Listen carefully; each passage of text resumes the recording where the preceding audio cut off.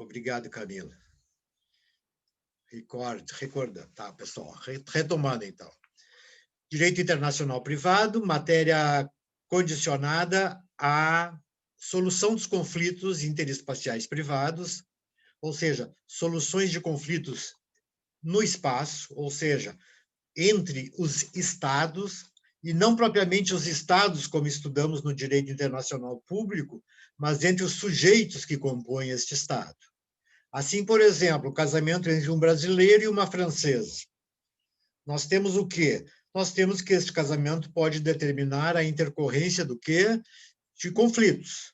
Vamos imaginar um conflito, por exemplo, de separação judicial, um conflito vinculado ao divórcio, um conflito vinculado à ruptura dos laços conjugais, da união estável, entre outros. Todas estas questões jurídicas, pessoal, elas, na verdade, então, estão sinalizando a ideia de que nós criamos um condicionamento. Quando há um conflito entre um sujeito brasileiro e um sujeito de outra nacionalidade, por exemplo, o francês, nós temos diante de nós um problema. E o problema é qual a lei que nós vamos aplicar, a brasileira ou a lei francesa. Este conflito ocorre nas diversas formas do direito de família, né? Este conflito emerge nos contratos internacionais, este conflito emerge nas questões envolvendo bens, móveis e imóveis, estes conflitos ocorrem também na questão da sucessão, ou seja, conflitos envolvendo testamento, herança, a questão envolvendo herdeiros necessários e assim por diante. Este conflito, enfim, ele se envolve e cria uma série de problemas que nós temos que analisar, então, sempre. Qual é a lei que será aplicável? Evidentemente, quando há um choque de duas ordens jurídicas diferentes, ambas, em princípio, querem ser aproveitadas, querem sintonizar, querem sintetizar a resolução daquele conflito na sua lei. De qualquer forma, nós temos que analisar aqui hoje o chamado direito internacional privado brasileiro. Vocês todos já viram que o direito internacional privado brasileiro como existem outros direitos privados em todos os países do mundo, cada estado tem o seu, né? E ele se destina, este direito internacional privado brasileiro, ao cidadão brasileiro ou quem esteja domiciliado no Brasil. E quando eu falo em domiciliado, eu digo, por exemplo, os estrangeiros que estão no Brasil e que estão aqui estabelecidos de uma forma definitiva ou ainda que temporária, mas sujeitando-se à lei brasileira. Pela mesma circunstância, as questões relativas às pessoas jurídicas, às empresas, às fundações, às instituições, às sociedades, que, na verdade, também são entes privados cujos conflitos são inúmeros, certo? Então, nós estamos, diante disto, questionando, propriamente dito, o direito privado internacional brasileiro. E é nele que nós vamos encontrar a solução deste conflito no espaço. Assim, vejam,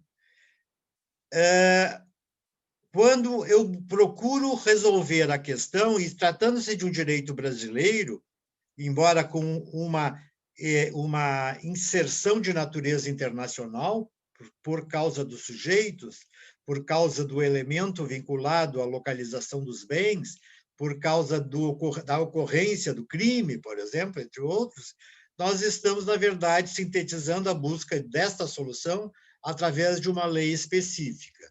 Esta lei é a chamada Lei de Introdução às Normas do Direito Brasileiro. De forma abreviada, é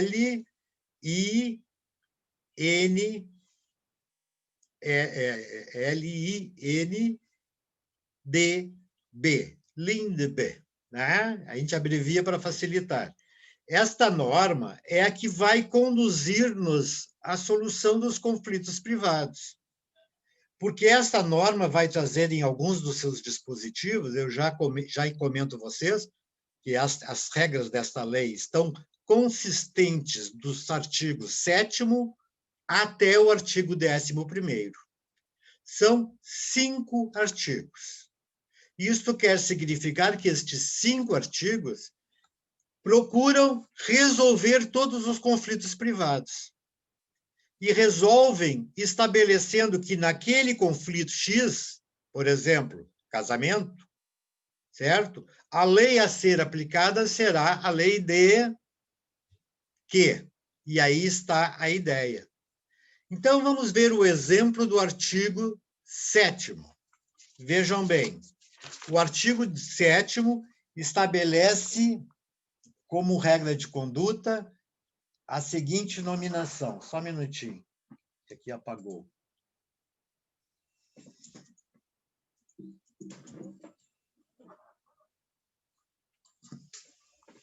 A seguinte denominação.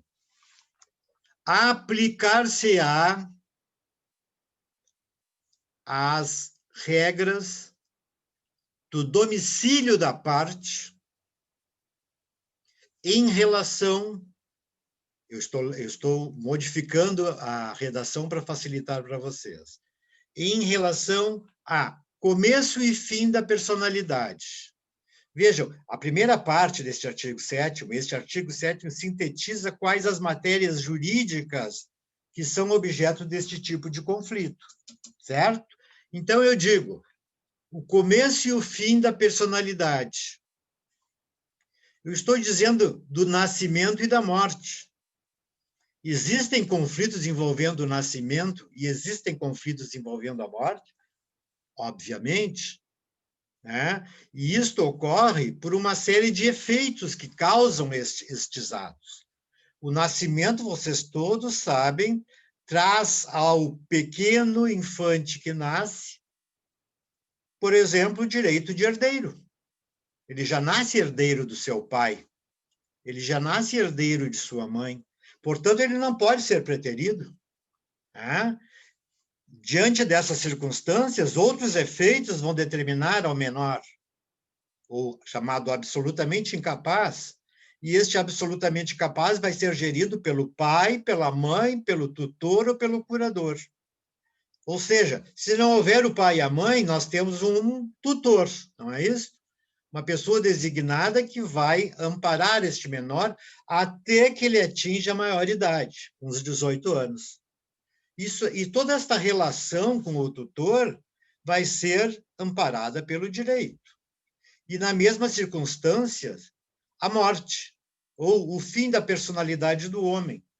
O nascimento do homem defere ao homem personalidade jurídica. Vejam, aquela pequena criança recém-nascida, ela já é dotada de personalidade jurídica, se nascer com vida, porque ela é sujeito de direitos e sujeito de obrigações. É óbvio que ele não pode exercer, porque ele não tem uma capacidade suficiente para tanto.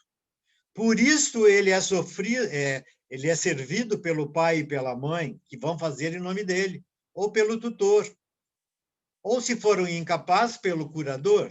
Então, vejam, tanto o nascimento quanto a morte, vejam, a morte traduz um fato concreto. O sujeito que morre perde todos os seus direitos personalíssimos, porque ele perde a sua personalidade jurídica com a morte. Ele não é mais sujeito de direito. Mas veja, tudo que ele criou durante a vida e que se transformou num patrimônio, estes são transferidos aos herdeiros. Né? Estes são transferidos àqueles que, por disposição da lei, tornam-se sujeitos de direito. E vejam o que diz a disposição. O início e o fim da personalidade e seus conflitos intercorrentes. Segundo, o nome. Vocês todos sabem que o nome do sujeito, o seu patronímico, o seu nome individual, a Camila, a Claudine, Dimitri, este nome é o elemento que identifica vocês. Ele identifica sobremaneira quando se acresce a ele após o sobrenome, né? Então, vejam, esta nomenclatura muitas vezes sofre algumas objeções por ser, por exemplo, condutora de ridículo. Se colocou um nome no sujeito que ele, evidentemente, não aprecia, porque é um nome que leva à ridicularidade. Então, vejam, ele pode alterar o seu nome, ele pode mudar a sua nomenclatura, ele pode acrescer o nome, acrescendo, por exemplo, o nome do marido em relação à mulher, e hoje, pessoal, pasmem, o marido pode acrescer o sobrenome da esposa também, não sei se sabiam disso. E isso é um fato concreto que foi liberado pela lei. E, assim sendo, o nome também tem efeitos jurídicos e conflitos envolvendo a natureza do nome, como, por exemplo, os homônimos, pessoas com o mesmo nome. Né? Então, vejam, um outro fato que ainda está no artigo 7º, a capacidade do sujeito. É como eu falei antes, pessoal, eu disse que o menor é absolutamente incapaz. Ele não pode exercer a sua personalidade jurídica plena, porque ele não tem capacidade para tanto. Por isso é chamado de absolutamente incapaz, que é representado pelo pai e pela mãe, ou eventualmente pelo tutor. Ou, ainda, ele, quando advém um acréscimo da idade, ele chega a um momento que vai se tornar relativamente capaz. E estes são os maiores de 16 anos até os 18 anos. E estes têm não diretamente uma representação, porque eles já têm expressão que podem, inclusive, obter diretamente alguns direitos, né? Por exemplo, o direito de votar a partir dos 16 anos. Então, vejam, nos atos cometidos pelos relativamente capazes, o pai e a mãe entram como meros assistentes e não representantes, certo? Porque eles estão assistindo alguém que não tem uma formação, segundo a ficção legislativa, prevista na lei, de um modo absoluto. E os absolutamente capazes, que são todos aqueles que têm a plenitude da capacidade e que podem exercer os seus direitos e os seus deveres de forma absolutamente livre. Ora, pessoal, se assim é, nós dissemos que a regra condicionante, que chama-se elemento de conexão, né, é o domicílio. O que é domicílio, pessoal? Domicílio é o local onde a pessoa se encontra com um objetivo de permanência definitiva, ou seja, o local aonde eu, entre aspas, resido, porque residência tem outro significado. O local onde eu moro e onde eu pretendo permanecer, quem sabe até o resto da vida. Mas vejam que este domicílio, que tem a qualidade de ser definitiva, ela pode ser também transformada em mera residência. Residência é a casa, e não necessariamente o local que você mora com objetivo de permanência. Então, vejam, o domicílio é o local, digamos, sagrado onde o sujeito se encontra. Se ele estiver no Brasil, invariavelmente, a residência e o domicílio são os mesmos. Eu moro na rua tal, número tal.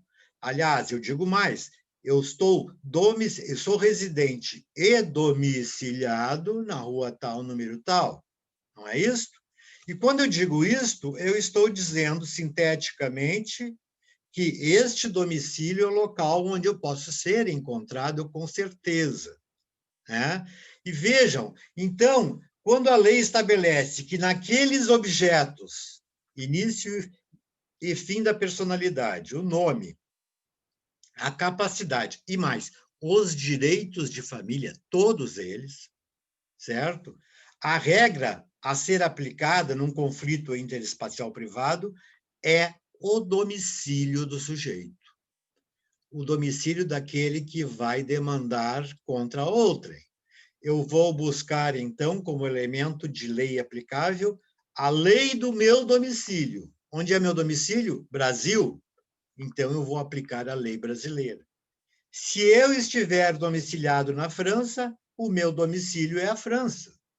Se eu estiver domiciliado na Inglaterra, o meu domicílio é na Inglaterra. Portanto, eu vou aplicar reciprocamente a lei francesa ou a lei inglesa. Não é isso? Por quê? Porque é isso que o estabelecimento do artigo 7º nos diz. Então, por exemplo, num conflito de família que está ali elencado, e isso se chama objeto de conexão, ou, se quiserem melhor, um objeto jurídico, se eu estiver conectado com essa ideia do direito brasileiro, eu vou aplicar a lei do país em que o sujeito estiver domiciliado. Muitas vezes o sujeito tem um domicílio transitório, né? Como, por exemplo, alguém que exerce uma atividade profissional no exterior, ou alguém que está estudando no exterior, é o local onde ele se encontra. Então, nós temos que aplicar a regra do domicílio como a regra básica para definir a lei a ser aplicada. Então, vamos pegar um exemplo, né? Vamos pegar um direito de família. Direito à pensão alimentícia. Todos sabem o que é pensão alimentícia, que é a dotação financeira ou a ajuda financeira que alguém fornece a outrem no sentido de garantir-lhe a sobrevivência, invariavelmente para os menores, né? Mas, evidentemente, que também pode ser para vários maiores.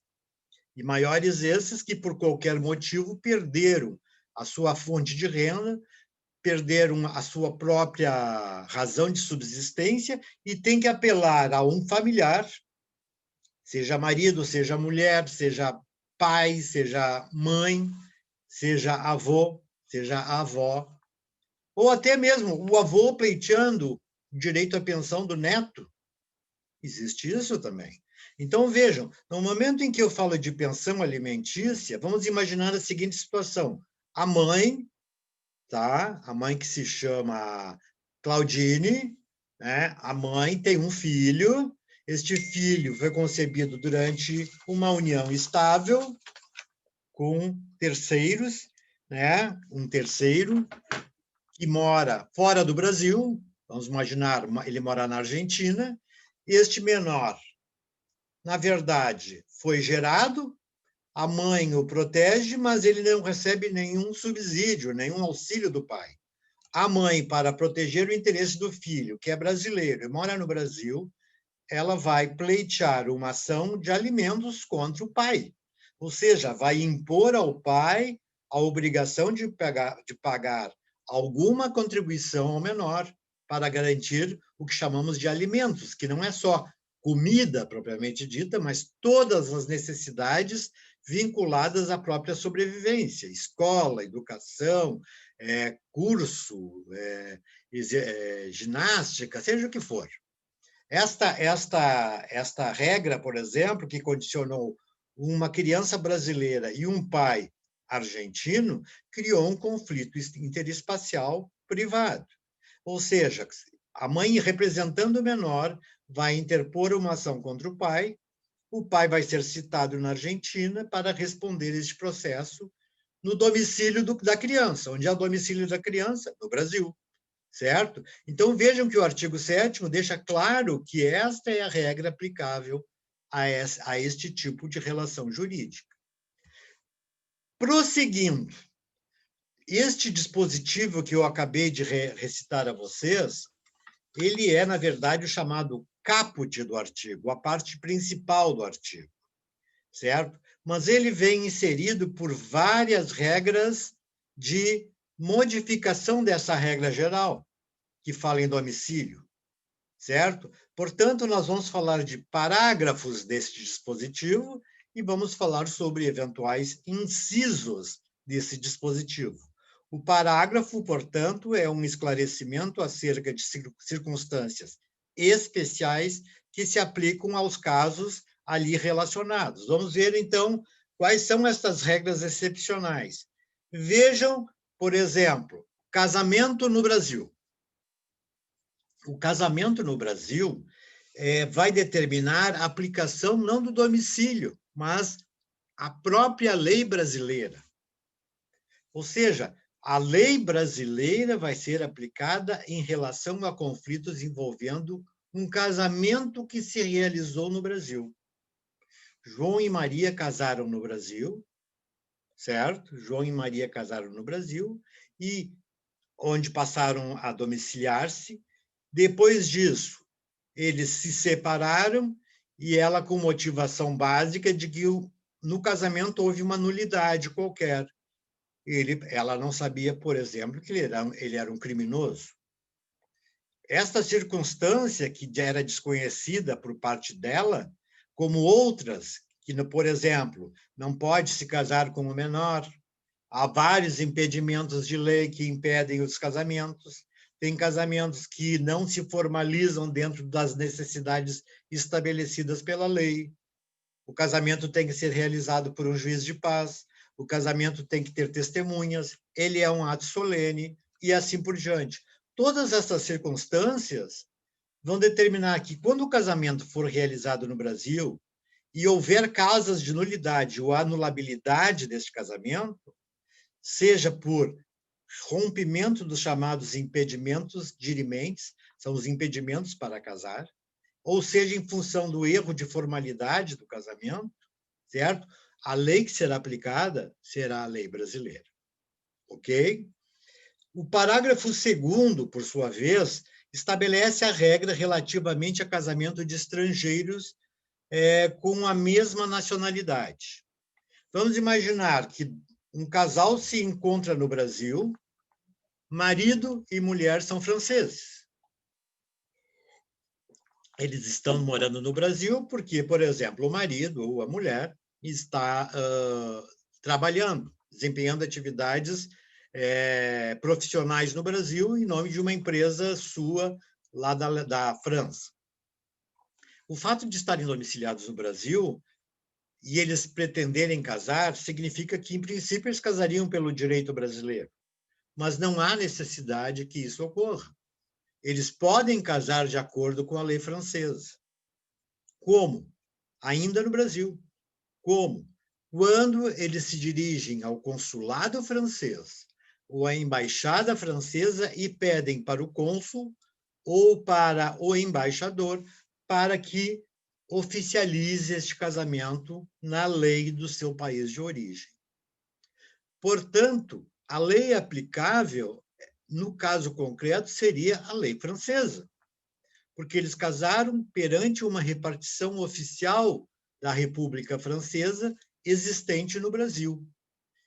E tanto o tabelião, que tem poderes para casar, como o cônsul, como o embaixador ou o diplomata que casem estrangeiros, desde que ambos sejam da mesma nacionalidade, este casamento é plenamente válido, sem nenhum outro efeito.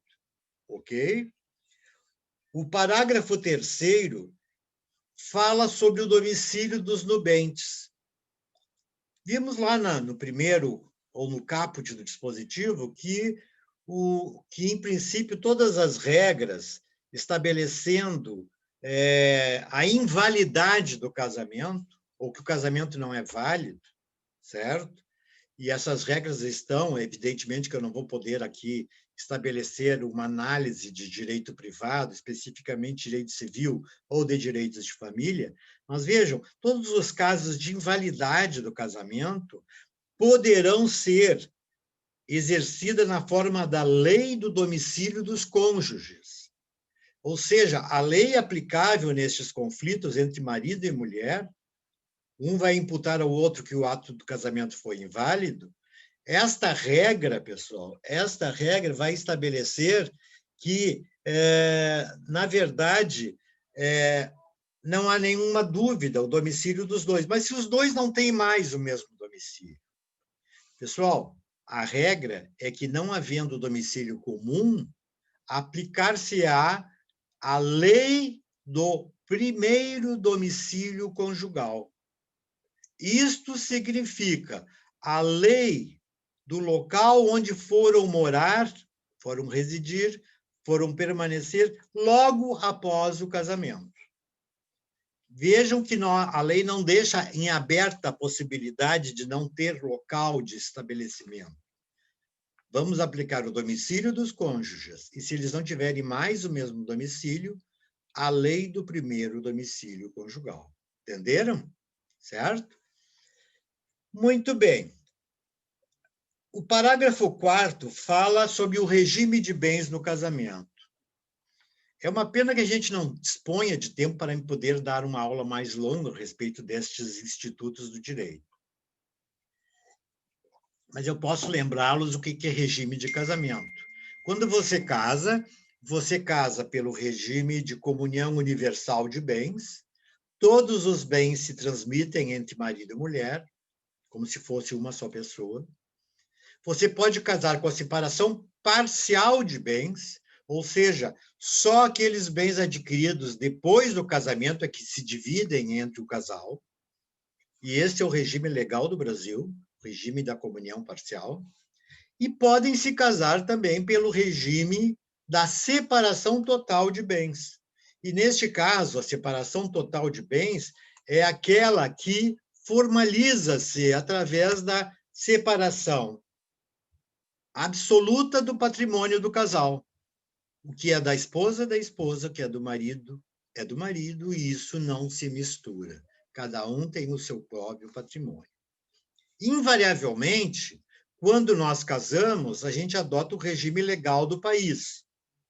Mas você pode optar, se formalizar uma espécie de pacto antinupcial e casar pela união universal ou pela separação total.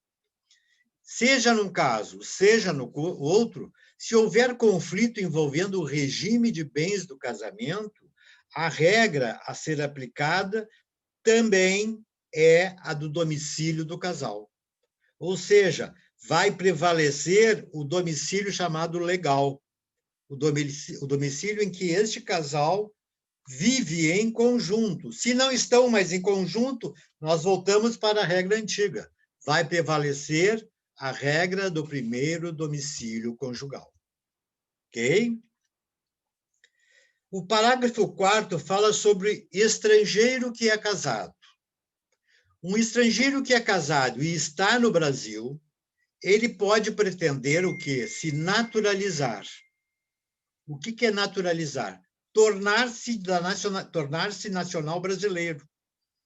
Vamos imaginar, eu sou francês, eu vim para o Brasil, casei e aqui estou há 15 anos. Com este prazo estabelecido, eu posso, se quiser, obter uma naturalidade, uma nacionalidade brasileira derivada, que chama-se naturalização. Eu posso me naturalizar brasileiro. Se eu me naturalizar brasileiro, eu sou, em direitos e deveres, idêntico a qualquer outro brasileiro. E é isso que nós estamos estabelecendo. Quando se fala em brasileiro naturalizado, e este brasileiro é um estrangeiro que assumiu este compromisso sendo casado, o que ele pode estabelecer como regra básica? Ele pode chegar ao juiz e requerer que o seu casamento seja na data em que ele receber a naturalização, ou na data em que ele se tornar brasileiro, este casamento passe a ser registrado com um regime de bens legal existente no Brasil, que é o regime da comunhão parcial de bens. Isto é um direito do cidadão estrangeiro se naturalizar. Ou seja, ainda que ele seja casado pela separação total ou pela comunhão universal, ao se naturalizar brasileiro, se quiser, ele pode alterar o regime, certo? Desde que seu cônjuge, a sua esposa, o seu marido, concorde. Óbvio, né? Isso é um ato volitivo, um ato de manifestação de vontade. Se o marido ou a mulher concorda, e eu não vou causar nenhum prejuízo a terceiro, evidentemente que eu posso, então, mudar o meu sistema de casamento ou de regime de casamento para o regime legal existente no Brasil. Vejam, mais uma exceção à regra. Uma outra questão importantíssima, o divórcio de um estrangeiro, que foi feito fora do Brasil. O casal, que durante muitos anos residia no estrangeiro, resolve se divorciar lá mesmo. Se divorcia. E vejam, imaginem-se que com este divórcio eles precisem homologar. Homologar significa obter uma autorização da Justiça brasileira para tornar este divórcio válido no Brasil. Por isso chama-se homologação das sentenças estrangeiras, certo? Porque a lei do divórcio faz que, se eu preciso me obter direitos e deveres no Brasil, eu preciso transferir esse regime para o Brasil. Então, eu vou homologar essa situação através do judiciário, certo? Que vai estabelecer, então, a garantia de que este divórcio vale no Brasil integralmente. O parágrafo 7º, já estamos terminando os parágrafos aqui, vai falar sobre o domicílio. Qual é o domicílio do sujeito? A lei, quando fala em domicílio do sujeito, vai dizer que o domicílio é o local onde ele está com a pretensão ou sentimento de residir ou de se manter de maneira definitiva. Agora, muitas pessoas não têm domicílio, ou porque são eternos viajantes, ou porque são pessoas voláteis em termos de fixação, são pessoas que eventualmente mudam rapidamente de residência. Então, se não houver um domicílio, na verdade, né, estou falando que isto ocorre na ideia de que todos, em princípio, têm um domicílio. O domicílio do pai, por exemplo, vai se estender à sua mulher e também aos seus filhos que não são emancipados. Ou seja, o domicílio do pai, da mãe e dos filhos é o mesmo. Não poderá haver alteração, porque, segundo a nossa arcaica lei, a mulher é dependente do marido e os filhos não emancipados também são dependentes. Mas vejam, esta fixação já alterou-se com o tempo. Hoje, a própria mãe pode ser a chefe de família. E quantas mães são chefes de família?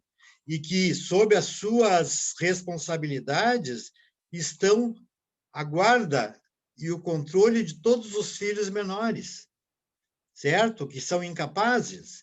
E vejam, neste caso, o domicílio da mãe, que pode prescindir do domicílio do pai, porque ele já se foi, né? O domicílio da mãe vai determinar, então, o quê? O fato de que os filhos menores podem ter o mesmo domicílio da mãe para efeitos jurídicos. Ok? Alguém tem uma pergunta? Não? E, finalmente, o parágrafo 8º. Vejam que eu falei do artigo 7º e estou falando dos parágrafos, que são 8, certo? O parágrafo 8 vai dizer que, não havendo domicílio, vai prevalecer a residência, onde estiver, ou qualquer lugar onde for encontrado. Então, a lei estabeleceu, digamos assim, uma regra recíproca, porque se alguém não tiver domicílio, vai ter, no mínimo, uma residência, e essa prevaleceria, no caso. E se não tiver uma residência, qualquer lugar em que ele for encontrado. E isso vai fazer com que sempre se localize o sujeito para efeitos de demanda judicial. Ok? Muito bem. Vejam que, então, aqui nós consignamos, pessoal, a ideia da primeira regra jurídica que estabelece o domicílio como centro das atenções da lei aplicável. Artigo 7º da Lei de Introdução às Normas do Direito Brasileiro. Mas indo um pouquinho adiante, pessoal. O artigo 8º. No artigo 8º, nós saímos completamente do assunto relativo ao artigo 7º. Não falamos mais de direitos de família, nós não vamos falar de capacidade, nós não vamos falar do nome, nem o início e fim da personalidade, cujo substrato, repito, é o domicílio. Aqui, no artigo 8º, vamos falar dos bens. Bens móveis e bens imóveis. O patrimônio do sujeito. Seja uma casa, um terreno, um imóvel, um apartamento, ou seja, bem móvel, um automóvel, os seus pertences pessoais e outros, como o dinheiro, por exemplo, que é um bem imóvel. Então, vejam, o que em relação a conflitos envolvendo bens a nossa lei diz? A nossa lei diz assim, para qualificar os bens, em sentido genérico, certo? E regular as relações a eles concernentes, aplicar-se-á a lei do país em que estiverem situados. Vejam a regra. Este dispositivo está dizendo sinteticamente, havendo um conflito envolvendo um bem, vamos pegar um bem imóvel, por enquanto. Um bem imóvel não tem o aspecto da alteração da sua situação originária. Um bem imóvel é um bem que não se transfere. A minha casa está aqui, localizada na rua tal, número tal, e daqui não vai sair, né? E se sair é porque eu me mudei para outro domicílio, né? E, de qualquer forma, aquela casa vai ser representada nos conflitos envolvendo bens imóveis, certo? Pela lei do local em que estiverem situados. Ora, se o meu apartamento está situado em Porto Alegre, Rio Grande do Sul, Brasil, qualquer conflito envolvendo o meu imóvel será aplicada a lei brasileira. Vamos imaginar que, no caso, por exemplo, de herança de meu pai e eventual reconhecimento de um filho que até então não era conhecido, mas que é filho de meu pai, e que mora num outro país. Este filho não reconhecido vai querer o quê? A sua parte na herança no imóvel que era do meu pai. Por quê? Porque ele tem direito, como eu, a 50% no mínimo deste patrimônio. Assim sendo, este imóvel, se houver conflito entre os irmãos, ele vai ser resolvido pela lei do país em que for domiciliado o sujeito. Desculpem, domiciliado no local em que estiver situado o imóvel. Esta é a regra geral. Por exemplo, na partilha de bens, no inventário, quando eu vou dividir os bens entre os herdeiros, e estes bens, por exemplo, estão todos no Brasil, eu vou aplicar a lei brasileira, o local em que estão situados os bens. Então, o inventário será procedido pelo juiz brasileiro na forma da lei brasileira. Agora, se eu tiver um imóvel no Brasil e outro na Argentina, e venho deixar esta herança para os meus filhos, nós não temos outra situação. Vamos ter que entrar com uma partilha de bens do Brasil em relação ao imóvel brasileiro e vamos ter que entrar com uma ação na Argentina para partilhar o imóvel na Argentina. Vejo uma situação bastante curiosa e que é indispensável. Se eu partilhar o imóvel no Brasil, o imóvel argentino, essa decisão não terá validade na Argentina, porque a lei aplicável é a lei do local em que estejam situados. Muito bem. A regra, então, geral é esta, o local da situação do bem. E claro que se aplica de uma fórmula muito cômoda para os bens imóveis, né? A propriedade imobiliária. Todos sabem o que é isso. Muito bem. Prosseguindo, nós temos, em relação a este artigo 8º, 2 parágrafos para designar algumas alterações que se colocam. Vejam o seguinte, o parágrafo 1º do artigo 8º, que vai dizer assim, aplicar-se-á a lei do país em que for domiciliado o proprietário quanto aos bens móveis que ele trouxer ou se destinarem para outros locais. Vejam que eu falo especificamente bens móveis. Se eu pego o meu carro, por exemplo, que na verdade é de propriedade discutível, com o meu irmão, por exemplo, algum amigo que seja, e vou com este veículo lá para a Argentina, tentar evadir-me da responsabilidade. O automóvel não está mais no Brasil. Ele não está no local da sua situação originária. Ele foi alterado de local. Então, vejam, quando houver transferência de bens móveis, como o carro, por exemplo, como o dinheiro, como tantos outros bens que são móveis, certo?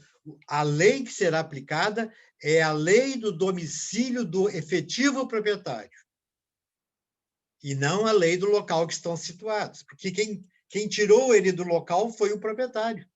Então, vejam, o domicílio do proprietário vai fazer a regulamentação da lei a ser aplicável, e não o local da sua situação. O parágrafo 2º vai falar de uma figura jurídica chamada penhor. Vocês já ouviram falar de penhor? Com certeza. Penhor de bens móveis.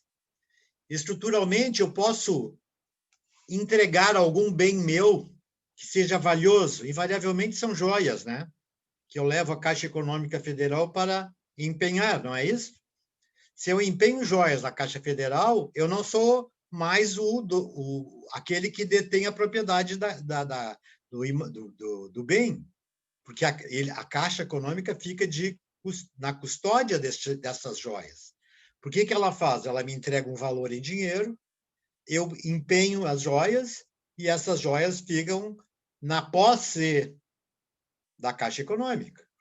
Isso eu posso fazer com pessoas físicas ou com outras empresas. O penhor é uma garantia real de bens móveis e que eu posso recuperar se eu pagar a dívida a quem empenhou, que vai me restituir, né, as joias, no caso. Então, assim, nas questões envolvendo penhor, a lei aplicável é a do domicílio da pessoa que tiver a coisa apenhada.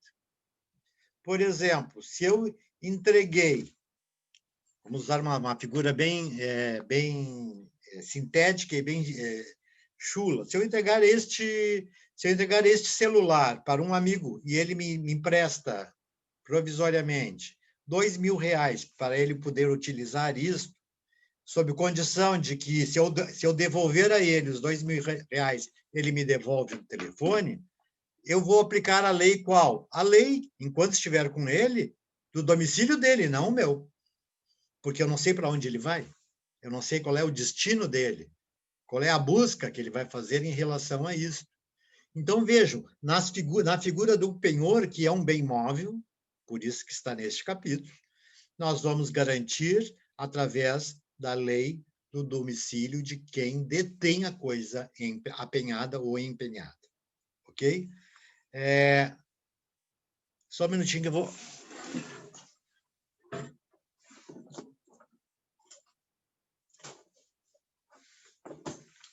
Eu peguei uns óculos que eu leio mal, esse aqui é melhor.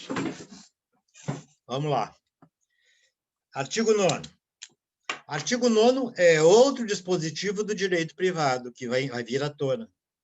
Aí eu vou falar o seguinte: para qualificar e reger as obrigações, já explico, aplicar-se-á a lei do país em que se constituírem. Pessoal, obrigações são acordos entre as partes no sentido de negociarem, ajustarem a troca de condições, a troca de favores. Invariavelmente, se eu vendo um imóvel através de um contrato de promessa de compra e venda, eu tenho uma obrigação, né, de receber o preço. Ou seja, um tem que receber o imóvel e o outro o preço. Isso chama-se obrigação. No mesmo caso, no caso das locações, o locador, que é o dono do imóvel, loca a um locatário, que é o inquilino, né, o imóvel de sua propriedade para que ele exerça a posse provisória daquele imóvel, sob pagamento de certo valor em dinheiro. É um compromisso assumido entre as partes. Todas as obrigações são nesses tipos de compromisso, cujo melhor exemplo são os contratos. Todo contrato é um negócio jurídico formalizado entre duas ou mais pessoas com o objetivo de adquirir, resguardar, modificar, transferir, aplicar e outras circunstâncias determinados bens e negócios. E vejam o que a regra diz. Quando o assunto for obrigação, então vamos substituir isso por contratos, por exemplo, para que vocês entendam. Quando for esta, a lei aplicável é a lei onde se constituiu a obrigação, onde nasceu a obrigação. Vamos pegar um outro exemplo que se torna mais claro ainda. Eu fui convidado para assumir um cargo numa empresa alemã, certo? Eu vou ser representante comercial desta empresa no Brasil. Muito comum isso, né? Eu vou ser o representante da empresa estrangeira no Brasil. Invariavelmente, as representações sempre são de produtos estrangeiros, né? Então, eu estive na Alemanha e assinei um contrato, não é isso? Quer dizer, a empresa e eu nos unimos, frente a frente, assumimos uma obrigação e constituímos a obrigação naquele momento. Qual seja, eu tenho o compromisso de formalizar a venda dos produtos dos alemães, aqui no Brasil. E eles têm o compromisso de pagar as comissões sobre as mercadorias vendidas. Vejam, uma obrigação que foi constituída aonde? Na Alemanha, porque fui lá assinar, né? Vejam que nós temos outras circunstâncias. Por exemplo, vocês nunca fizeram nenhuma compra pela internet? Quando você faz uma compra pela internet, você não está na frente da pessoa. Você está diante de uma engendração de natureza eletrônica que faz, às vezes, de parte e que, na verdade, muitas vezes nos engana, né? Porque, às vezes, existe a má-fé incidente. Mas, vejam, esse tipo de contrato, diferente do primeiro, é um contrato entre ausentes, que a gente chama. As pessoas não estão diante de si. Então, eu faço aqui, eu vou comprar esse produto, eu vou comprar o chapéu lá da Inglaterra. Comprei o chapéu, informei o meu cartão de crédito e eles ficam de me devolver, me entregar o chapéu em tal prazo. Isso é um contrato regular que espera-se que eles entreguem o chapéu, né? Empresas sólidas e eficazes realmente farão isso. E vejam, e que nestes casos, já vou, Camila, nesses casos, nós não temos o local em que iniciou a obrigação, porque nós vamos verificar que isso está previsto lá no parágrafo 2º adiante. Pois não, Camila? Eu ia te perguntar, senhor, sobre a questão dos propotentes na relação entre empresas, como é que isso funciona assim? Proponente. Isso, perdão. Proponente. Proponente é a pessoa que propõe o negócio. É quem fez a proposta, certo? Quem é que faz a proposta invariavelmente? Vejam só o perigo dessa regra, né? Proponente é aquele que ofereceu. Ofereceu o chapéu para mim e eu aceitei. E vocês vejam na regra do parágrafo 2º, que ela vai dizer que a lei aplicável é a lei do local em que residir o proponente. Então, vejam, se eu vou discutir, eu vou ter que discutir de acordo com a lei deles, e não a minha. É claro que aqui se misturam outros efeitos legais, como o Código de Defesa do Consumidor. Eu não posso ser submetido a engano, porque aí eu vou aplicar a regra brasileira, porque ela me beneficia. E existem, inclusive, regras que dizem que, muitas vezes, se afasta a jurisdição estrangeira, embora ela seja indicada, para não prejudicar, por exemplo, o consumidor ou o trabalhador, que é um outro exemplo, né? Assim sendo, o que nós temos? Nós temos que sempre seria o local em que se constituir a obrigação. Esta é a lei aplicável. Agora, eu pego a ideia seguinte, pessoal. Eu fui lá, assinei um contrato, e o contrato dizia, a lei aplicável é a lei alemã. Eu nem dei bola, eu assinei. Como de regra a gente faz, né? Isso vale para as empresas também, né? No caso, né, Claro, senhora? claro. Não é pessoa física, pode ser pessoa jurídica. Eu assinei o contrato porque ele era excepcional para mim. E eu vou enriquecer com esse contrato. E eu tenho como praça de venda todo o Brasil. Olha o que eu posso obter com isso. Então, vejam, eu fui lá, assinei, mas o contrato dizia a lei aplicável à lei alemã. E, se houver discussão judicial, quem vai decidir é o juiz alemão. E eu não sei o que o juiz alemão fala, eu não sei o que a lei alemã fala. E, para isso, nosso legislador criou uma escapatória, que é que está constante no artigo, no parágrafo 1º. E este parágrafo 1º diz o seguinte: destinando-se a obrigação a ser executada no Brasil e dependendo da forma especial que foi constituída, a lei brasileira que será aplicada. Vejo que, naquele caso, embora eu tenha assinado aquele contrato, eu posso impor que se aplique a lei brasileira. Porque eu tive um caso, este é um caso que eu estou narrando a vocês, que foi um caso do meu escritório.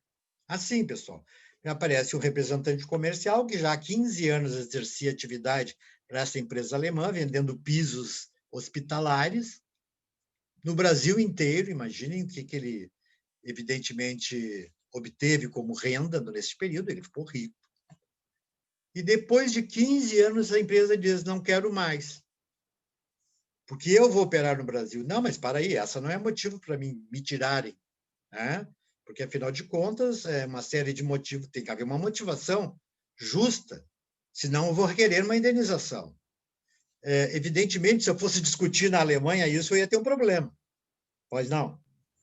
Então, né, senhor, agora eu fiquei pensando, se a empresa é alemã, não valeria as normas da Alemanha, nesse caso, e lá a demissão é muito mais complicada, né, para ser realizada, não é como no Brasil, assim. Mas as leis alemãs beneficiam a grande empresa alemã, e não o representante comercial. E aqui a lei brasileira, ao contrário, beneficia o representante comercial.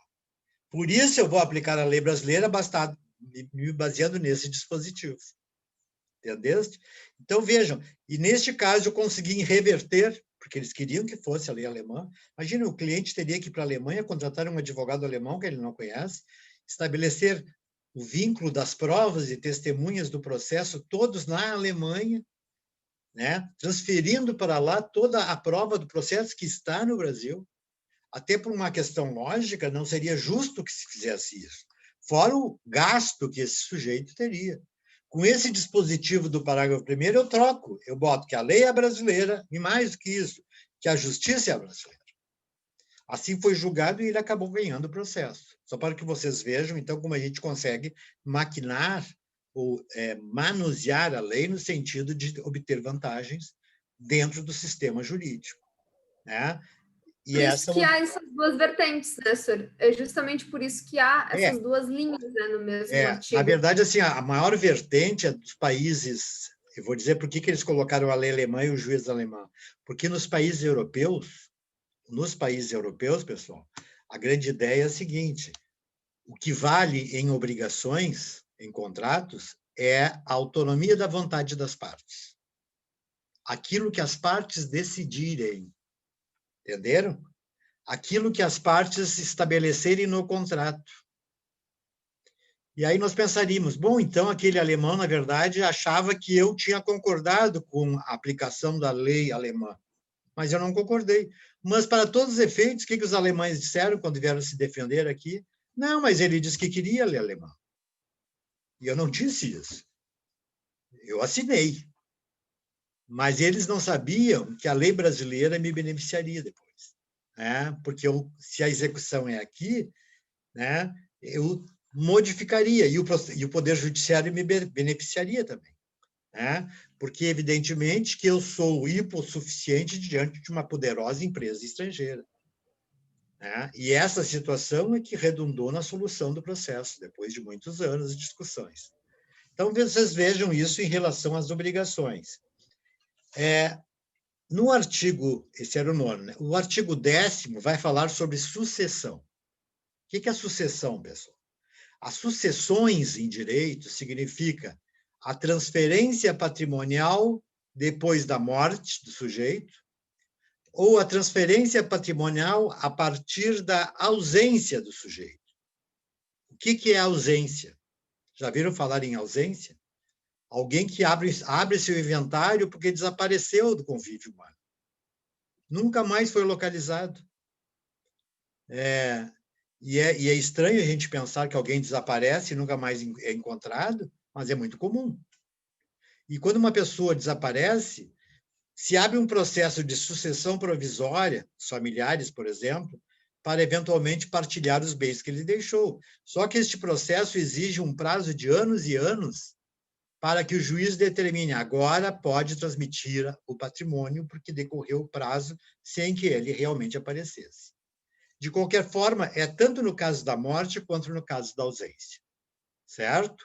E aí eu vou dizer a vocês que a regra diz o seguinte: a sucessão por morte ou por ausência obedece à lei do país em que era domiciliado o defunto. Desculpe a palavra, mas é isso que está escrito na lei. Ou seja, onde é que estava o defunto quando morreu? Qual é o domicílio dele? Ou o desaparecido. Não interessa aqui a natureza dos bens, se são bens móveis ou bens imóveis, nem sequer quaisquer outras circunstâncias que envolvam. E o que é o pedido de sucessões? A sucessão não é a partilha dos bens, porque aí é bens, né? A sucessão é a discussão de quem é ou não é herdeiro, quem é ou não é legatário. O que é isto, professor? Herdeiros são aqueles que são designados pela lei, né, como sucessores diretos do morto. Os filhos, o cônjuge. E se não tiver filhos e cônjuge, os pais, ascendentes. Esses são legalmente constituídos. Né?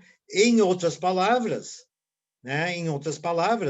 quando se estabelece a regra, né, da morte do sujeito, nós vamos ter que buscar, então, para efeitos de discutir quem tem direito e quem não tem, a lei do país aonde ele era domiciliado. Vejam que estranho, né? Imaginem que ele deixou todo o patrimônio no Brasil e morreu num acidente aéreo na Austrália. E aí? Qual é o local que ele faleceu? Ele faleceu na Austrália. E sobre a questão da discussão sobre os bens, não é a questão, mas a sucessão de quem é herdeiro, quem é legatário. Legatário que recebe por testamento, não precisa ser parente. E o morto e o desaparecido pode determinar o direito de alguém receber até 50% do seu patrimônio. Os outros 50% são direitos dos herdeiros necessários, certo? Então, vejam, na sucessão, nesse tipo de discussão, como, por exemplo, a discussão acerca de se a herança está correta ou se os bens realmente eram do morto, né? Ou se aquele sujeito que foi legatário não podia ter recebido, essa discussão.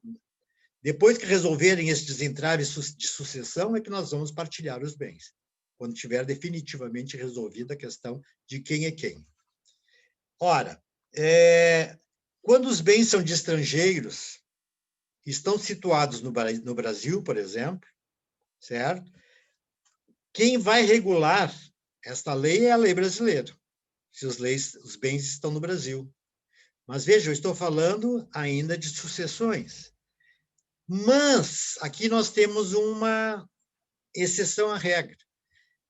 Vamos imaginar que o titular da herança, aquele que morreu, tá? Morreu na Austrália, mas os seus herdeiros, vamos imaginar, é a esposa e os filhos, que são brasileiros. Se a esposa e os filhos forem brasileiros, eles vão utilizar a lei brasileira. Ouçam bem, se a lei estrangeira não for mais favorecente para eles. Por exemplo, no Brasil, admite-se a herança do cônjuge, porque não temos mais o regime de comunhão universal dos bens, onde a mulher surgia como viúva meeira, tinha direito a toda a metade do patrimônio. Hoje, com a lei do divórcio, ela é herdeira com os demais filhos. Isso é um benefício da lei. Talvez no país de origem dele isso não ocorresse, mas se fosse o contrário, se lá houvesse para ela, além do direito à meação, o direito a ser herdeira concorrendo com os filhos, ou outros irmãos dele, por exemplo, eu poderia usar a lei estrangeira neste caso. Vejam que nós temos, então, 2 hipóteses. Nós sempre vamos utilizar para o cônjuge que sobreviveu e os filhos que são brasileiros, certo? Nós vamos utilizar a lei brasileira se a lei do morto não for mais favorável. Que aí eu posso optar pela lei do morto. Muito bem. O parágrafo 2º diz que a lei do domicílio do herdeiro ou do legatário vai regular a capacidade para suceder. Por exemplo, se um dos herdeiros é incapaz, por exemplo, ele tem problema mental, ele pode receber? Evidentemente que isso pode determinar uma discussão grande, uma discussão infindável. E essa discussão, em cima dessas circunstâncias, vai fazer com que surja um processo. A lei a ser aplicada neste caso é a lei do domicílio do herdeiro ou do legatário no testamento, certo? E não o local do domicílio do decujus. E o último artigo, que é o artigo, desculpa, eu nem vi o tempo aqui, que é o artigo 11, é o artigo que fala sobre o Estatuto da Pessoa Jurídica. A pessoa jurídica, que são as empresas, as sociedades, etc. e tal, também se regulam pela lei. E esta lei vai estabelecer a seguinte norma, artigo 11. As organizações destinadas a fins de interesse coletivo, como as sociedades e as fundações, obedecem à lei do Estado que se constituírem. Ou seja, aonde se constituiu originariamente aquela empresa? Aquela lei que se aplica. Vamos pegar um exemplo? O Banco Santander, ou o Banco Antigo, HSBC, que vocês se lembram, né? O Banco Santander é um típico banco internacional, um banco da Espanha, né? Na cidade de Santander. O HSBC nada mais é do que Hong Kong Shanghai Corporate Bank, HSBC. Ou seja, é um banco chinês, por origem. Foram lá que eles se constituíram. Então, vejam, se eu vou discutir com um banco internacional, eu tenho, no Brasil, por exemplo, eu teria que me dirigir à lei destes países, o que é um absurdo, vocês já podem imaginar. Então, vejam que o parágrafo 11 vai estabelecer uma regra que vale ao local da Constituição. Mas o parágrafo 1º vai dizer melhor. Se essas empresas internacionais tiverem filial, agência ou sucursal no Brasil, aplicar-se-á a lei brasileira, desde que autorizados pelo governo brasileiro. Para uma empresa internacional, como o Banco Santander, se estabelecer no Brasil, ela vai ter que registrar os seus atos constitutivos na Junta Comercial do Estado, por exemplo, para o Rio Grande do Sul, ou em todos os estados que pretender registrar-se. Quando ela registra, ela recebeu uma autorização do governo brasileiro. Aí ela se torna uma empresa brasileira. E sendo uma empresa brasileira, vai prevalecer a lei brasileira nessas hipóteses. Porque, na verdade, como antigamente era, nós não temos mais no Brasil uma empresa tipicamente estrangeira. Porque a lei brasileira pede que ela se transforme em filial, sucursal ou agência, e esteja submetida à lei brasileira. Certo? Imagine se nós nos submetêssemos a uma lei estrangeira e que nós não conhecemos o regulamento, não sabemos o que se pode fazer e, eventualmente, estaríamos perdidos em relação a essa situação. Muito bem.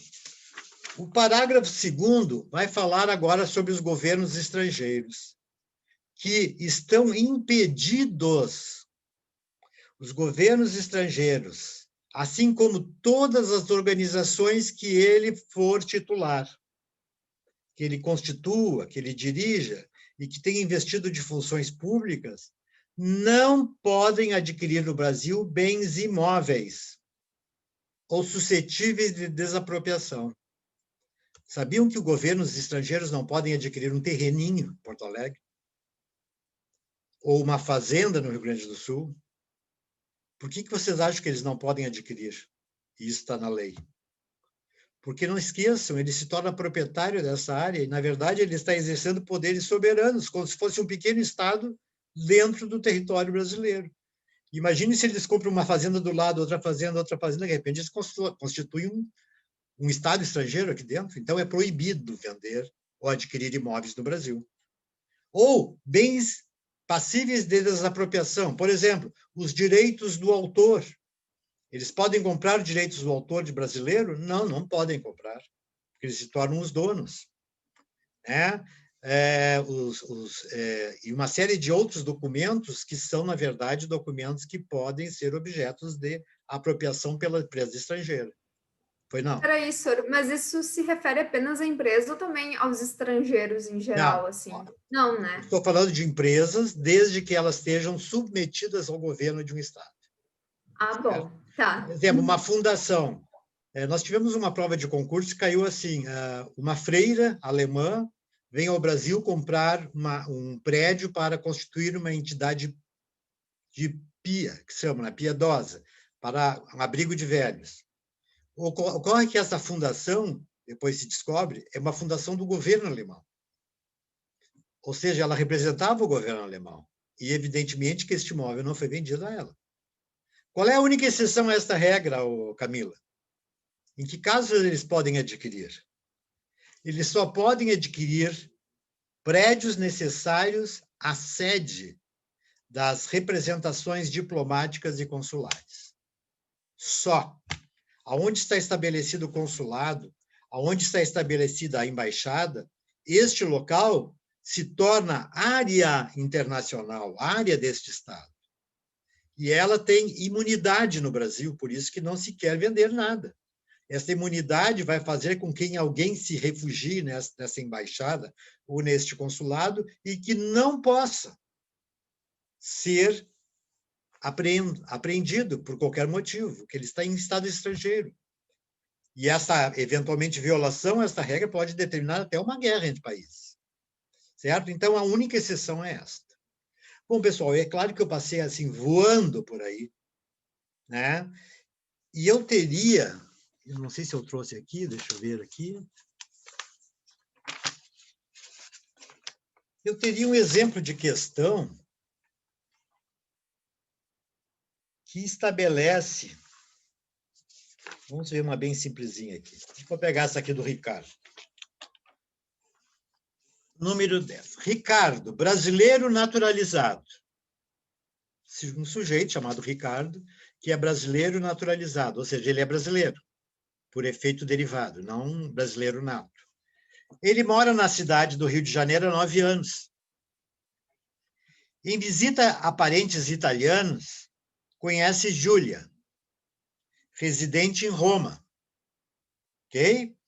Com quem passa a ter um relacionamento amoroso.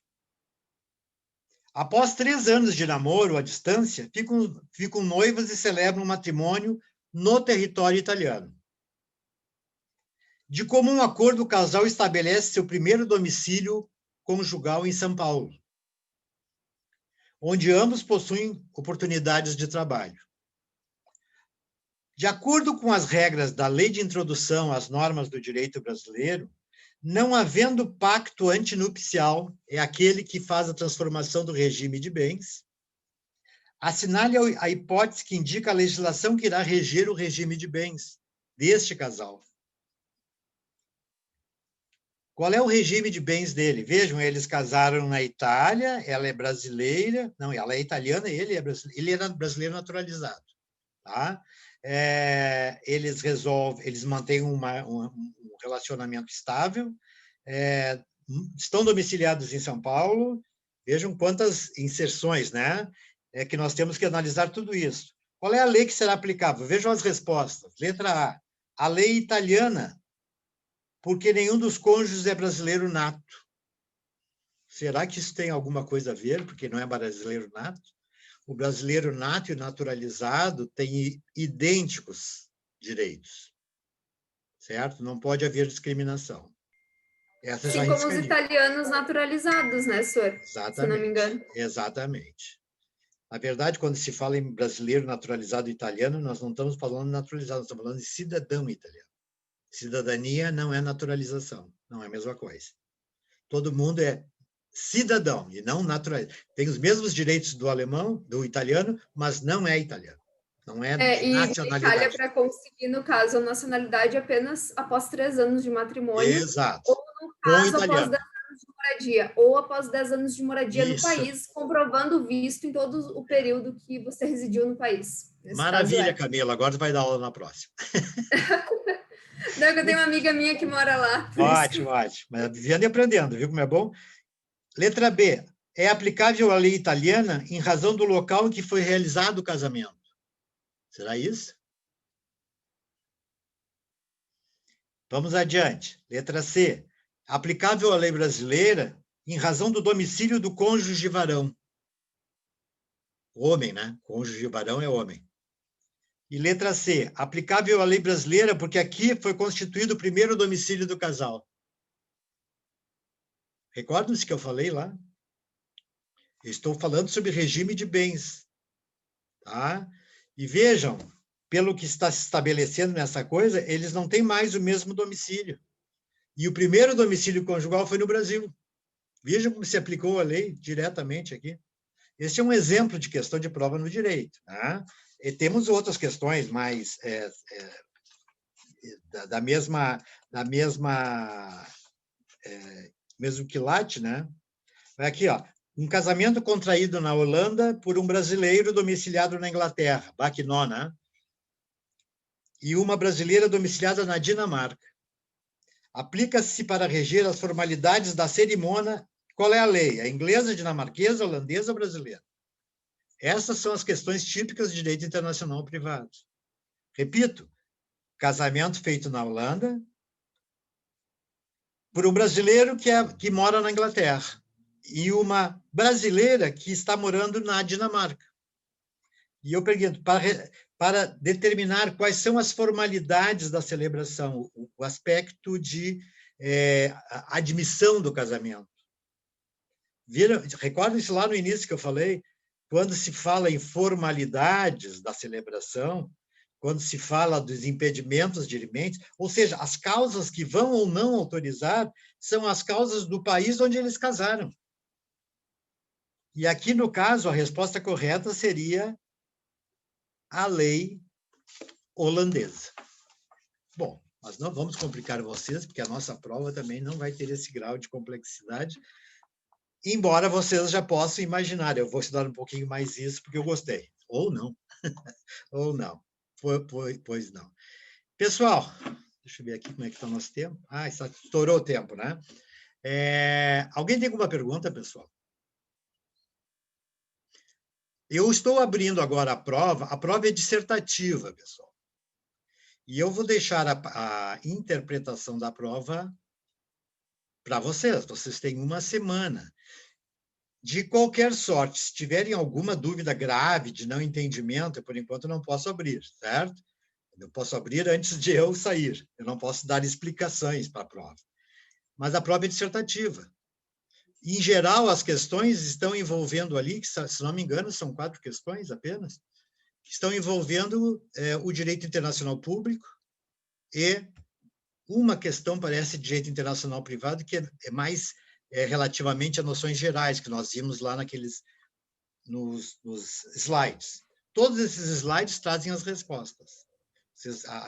Vocês sabem que, evidentemente, eu não vou pedir a vocês que vocês analisem a bibliografia mais especializada, etc. e tal. Vocês estão num outro curso e, evidentemente, que a gente, em cima disso, faz a devida ponderação. Pois não, Eu ia dizer, senhor, eu não sei se tu disponibiliza o seu número no WhatsApp, assim, caso a gente tenha alguma dúvida mais... Porque eu não sei se o senhor iria responder, assim... Não faz tempo que eu não falo com o senhor por e-mail, então eu não sei como é que o senhor fala. Eu aqui para vocês, eu espero que vocês não... Porque vocês são em torno de 10, no máximo, que estão comparecendo nas aulas, eu vou oferecer para vocês o meu e-mail, pessoal. que eu mexo todos os dias e que, portanto, vocês podem me fazer através do e-mail, tá? Meu e-mail é ricardo@Kobold, K-O-B-O-L-D-T, K-O-B-O-L-D de dado, T de Tereza. Se vocês tiverem alguma dúvida, me encaminhem um e-mail. E essa eu estou todos os dias, eu já não olho muito institucional. .com, senhor. Hein? .com, no final, depois do seu nome. .com.br, tá? Eu não vou... e essa disponibilização, eu vou entrar, ela vai entrar diretamente para mim e eu, à medida do possível, já respondo. Porque eu estou trabalhando e já estou vendo elas ali. Então, é melhor para mim. Porque se eu entro institucional, tem que parar tudo e entrar lá. E, às vezes, eu perco muito tempo, porque é muita pergunta. Certo? Como vocês estão aqui como presente pelas presenças que quase sempre são os mesmos, vocês podem me acessar através do meu e-mail. Não transmitam a quem não está presente. Ok, pessoal? Qualquer dúvida podem, nesse meio tempo, me questionar, porque não entendi, professor. O que o senhor quis dizer com tal coisa? Não há nenhum problema, eu posso esclarecer. Certo? Desde que não seja interpretação da questão. Ok? Alguma outra pergunta? Camila, Claudine? Eu vou ficar agora no final com o senhor. Tudo certo, pra... professor. Ok. Claudine, Dimitri, pergunta? Não, tudo certo. Júlia? Tudo certo, senhor. Paulo? Tudo certo. E quem mais está ali? Paulo Buarque, né? Acho que é isso, né? E a Priscila, já falamos, né? Tá ok. É um prazer revê-los, encontrá-los aqui e, evidentemente, espero que vocês tenham uma excelente prova. Estou abrindo agora em seguida o acesso ao Moodle, certo? Ok? Vou ficar aqui que eu vou responder uma pergunta da Camila. Se alguém tiver pergunta, quiser permanecer, fica à disposição. Boa noite, professor. Tchau, tchau. Boa noite, boa noite. Boa noite, senhor. Só vou desmarcar aqui o recording, né, Camila? Sim, senhor. Ai, obrigada, senhor. Vamos ver aqui. É só clicar ali no stop. Record. Não, mas aí apaga, né? Não, se clicar no stop ou no stop vídeo? ali no cantinho, stop vídeo, depois que o senhor encerrar a reunião aqui, vai... Não é o seu vídeo. Ah, pois é, tu botou stop vídeo aqui. Tá.